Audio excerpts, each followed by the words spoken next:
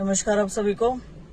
जैसा कि हम सब देख ही रहे हैं, 5 साल की मेहनत और 5 साल के इंतजार के बाद तमाम भर्तियां लीक और रद्द और तमाम तरह की चीजें होने के बाद सीईटी एग्जामिनेशन हुआ और अब फाइनली जाके ग्रुप डी की भर्ती सरकार ने की। पोस्टें थी 13,000 समथिंग, रिजल्ट निकाला 10,900 समथिंग का और फाइनली 7,000 लोग लगे, मतलब आधे लगे।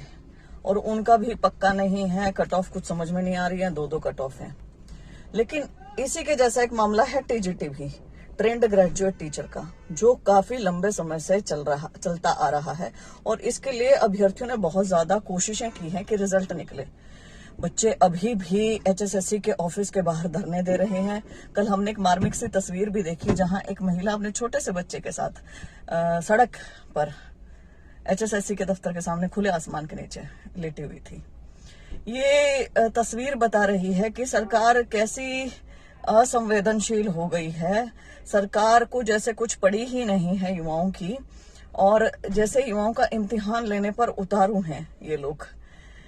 धैर्य का इम्तिहान, इनसे संघर्ष करवाए जा रही है, युवाओं को प्रताड़ित कर रही है, मानसिक प्रताड़ित, हर तरीके से प्रताड़ित हो रहा है युवा। तो टीजीटी का रिजल्ट क्यों नहीं निकल सकता है, इनसे पूछा जाए, लेकिन इनके पास कोई जवाब नहीं है। कह देते हैं कि स्टे है, जबकि यदि हम डॉक्यूमेंट्स देखें तो स्टे जैसा उसमें कुछ लगता नहीं है। यदि स्टे है, 5 अंकों की ही बात है, तो आपने ग्रुप डी का रिजल्ट कैसे दे दिया, आपने एएलएम का रिजल्ट कैसे दे दिया? जब ये सब आपने रिजल्ट दिए हैं तो टीजीटी का रिजल्ट क्यों नहीं आ सकता है? टीजीटी के बच्चे कोई 4-5 बार चेयरमैन से मिल चुके हैं, भोपाल सिंह खत्री जी से। 400 बच्चों के साथ ही पहले 2 बार मिले थे। 22 जिलों के डीसी को ज्ञापन दे चुके हैं, न्यूज समाचार पत्रों में जो कि प्रकाशित हुए हैं लगातार। 2 बार सीएम संवाद में बात कही है। 25 बीजेपी एमएलए से मिले हैं, 10 बीजेपी एमपी से मिले हैं, आरएसएस के पदाधिकारियों से मिले हैं। करनाल में सीएम आवास पर एक दिन धरना भी दिया है। विधानसभा में भी विपक्ष ने इनका मुद्दा उठाया है। जितने भी सीएम हैं ओएसडी के, उनसे मिल लिए हैं। गुरुग्राम में जवाहर यादव जी से 300 बच्चों के साथ मिले हैं। सीएम आवास चंडीगढ़ में 2 बार मीटिंग कर ली है सीएम ओएसडी के साथ, इसके परिणाम जारी करने के लिए। करनाल में सीएम के ओएसडी संजय बटला जी से, और इन सब चीजों के बावजूद भी क्या मिल रहा है? केवल आश्वासन और कोर्ट में तारीख पर तारीख। कोई एक पुख्ता ये जानकारी नहीं कि कब ये रिजल्ट दे रहे हैं। हाँ, आश्वासन जरूर मिल रहे हैं और कुछ नहीं हो रहा है। तो मुझे ऐसा लगता है, मेरी पर्सनल मुझे लगता है कि ये चुनाव के समय तो भर्ती करते हैं। अब लोकसभा के लिए तो इन्होंने ग्रुप डी की लॉलीपॉप दे दी। ये जो टीजीटी है, ये जो ग्रुप सी है, ये जो बाकी तमाम भर्तियां हैं, मेरे ख्याल ये लेके जाएंगे विधानसभा चुनाव तक।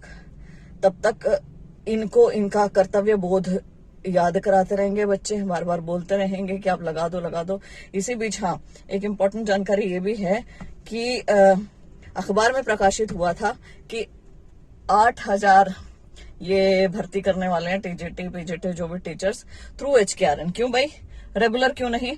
और यही हाईकोर्ट ने भी फटकार लगाई कि 28,000 सरकारी ये जो स्कूलों में टीचर्स हैं उनकी कमी है। ये सब चीजें हो रही है, सारी चीजें दिख रही है, सरकार गंभीर नहीं है, हमें सबको पता चल रहा है। क्या करेगा अब हरियाणा यहाँ पर?